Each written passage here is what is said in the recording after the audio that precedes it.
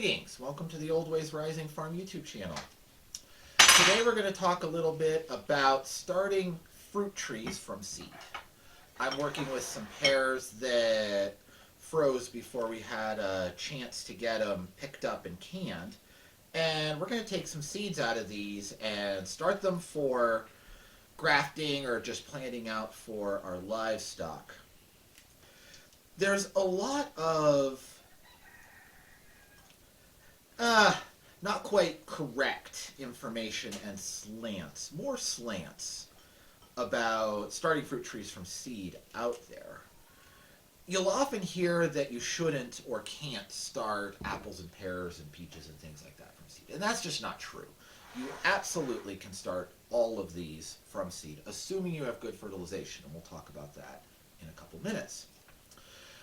The key thing to know, though, is that since most of these are propagated by grafting, that there has never been, there are a couple exceptions to this, but there's never been a wide-scale focus on producing strains of seed that come true. So there is a degree of unpredictability when you are starting fruit trees from seed. The big exception is a variety of apple called Antonovka, which does come very true from seed and is commonly used in this country mostly as a rootstock, but there's a very popular pie apple in Ukraine and Russia. You can get them here. The truth, so that is true. There's more variability when you go from seed. The second half of that truth, though, is that variability is not infinite. So if you're starting seeds from good pie apples, the majority of the offspring will also be good pie apples. If you're starting seeds from good cider apples, no, it's not going to be cooperative. The majority of those offspring will be good cider apples. The metaphor that the seed doesn't fall too far from the tree is pretty accurate on that. It's just if you start a pick variety, Golden Delicious, and you start 100 seeds from Golden Delicious, most will be yellow, most will be delicious in some way, but they won't all be clones of the parent the way they are with grafted varieties, because all grafted trees of a given name are literal clones. Okay? So is that a problem or not? Well, if you just want a home orchard, plant extra and just cull the ones that you don't like, and it's not a problem. If you're doing what I'm doing and planting these mostly to graft, as rootstocks for grafting, and to plant in pastures to build silvopasture, then it doesn't matter at all. Go for it. Don't worry about it. Apples and pears tend to start producing on the order of 5 years. That's not absolutely universal, but on the order of 5 years from seed. I do like to do this. You see me using a butter knife. I do like to do this with a dull knife rather than a real sharp one. I find I damage less. Okay. The key thing you do want to watch is that you're using a seed source where there was good pollination. Commonly in orchards, they want to have an orchard planting of some specific name variety, so they plant out a bunch of clones.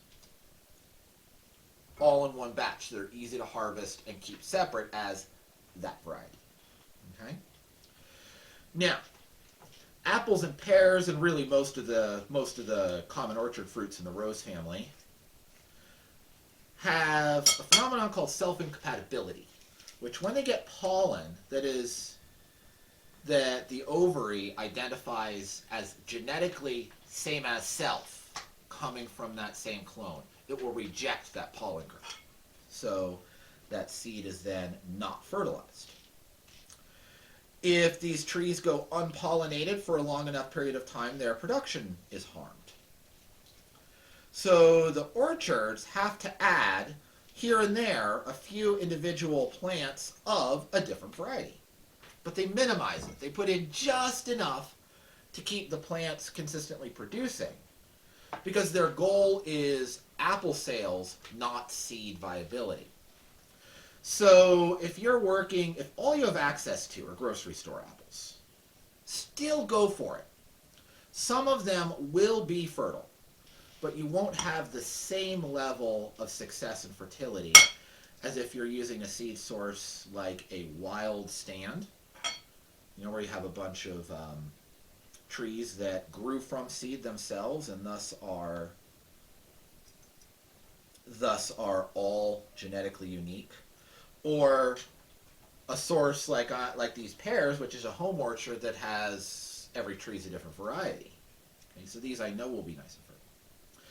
This is more important with pears even than apples, because pear flowers produce a little less nectar and therefore are a little less attractive to bees. Their pollen is not spread across large differences quite as well as apple pollen is. So this is true of apples, but goes double for pears. Now, as I'm getting these seeds out, see, I'm getting some schmutz in here with them. We'll take care of that in a couple minutes. Now, these seeds aren't ready to sprout just as is. It's important, if you think about the ecology of a wild stand of pear trees in Western Asia, Eastern Europe, or apples, or any of these guys. You think about the ecology of a wild stand. They're spreading these so that critters eat them, remove the seeds from the pulp, and then poop them out somewhere else. And bears being the primary dispersal of most of these pome fruits. But they also need to make sure that those seeds grow once they're pooped out somewhere on the ground.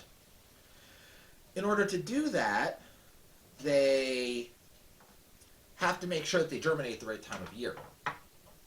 So there's what we call embryo dormancy that's going on with these. And these fruit trees that have embryo dormancy, that is maintained because the food source here in the seed is stored in a form that is not immediately available.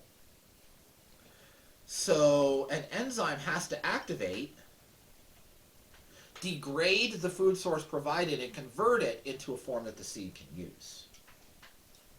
The second way this happens is if there is a growth inhibitor present in the seed, and an enzyme becomes activated to remove that growth inhibitor.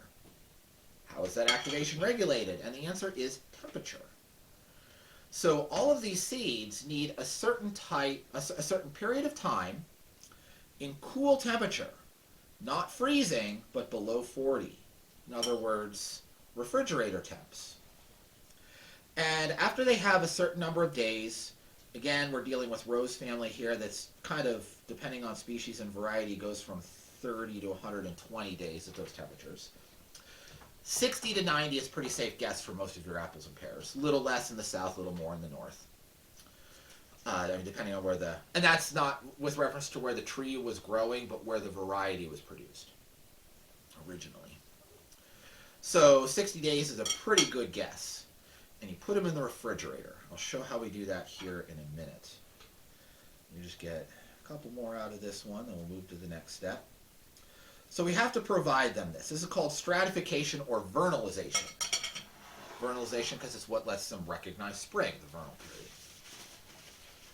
So that is an essential component of this. We've removed our seeds. Now we need to clean them. If you saw, there was quite a bit of liquid and some bits of pulp and stuff. They're fairly clean. To clean them the rest of the way, because we don't want mold to grow while they're stratifying in the refrigerator, I'm going to add some water to this to dilute the pulp and make it float. Now the seeds sink, okay? So now I can pour off about half of that water, and any floating seeds are bad, so I'll just pour them off with it, and the pulp will float. Now you won't get it all, and if you pour too far, you'll lose your seeds. So pour more water in, pour it off again. I lost a good seed there, that's okay. I have others. Pour more water in, then pour it off again. And do this repeatedly until they're clean. Never pouring off more than about half of the water, just do it more times. Okay? Once your seeds are clean, dry them. And in drying them, you'll be able to pick off any last little bits of non-seed organic matter. And you don't want that because it will cause spoilage in the refrigerator, and mold will kill your seeds. Okay? So now to properly stratify, these need to be both cool and moist.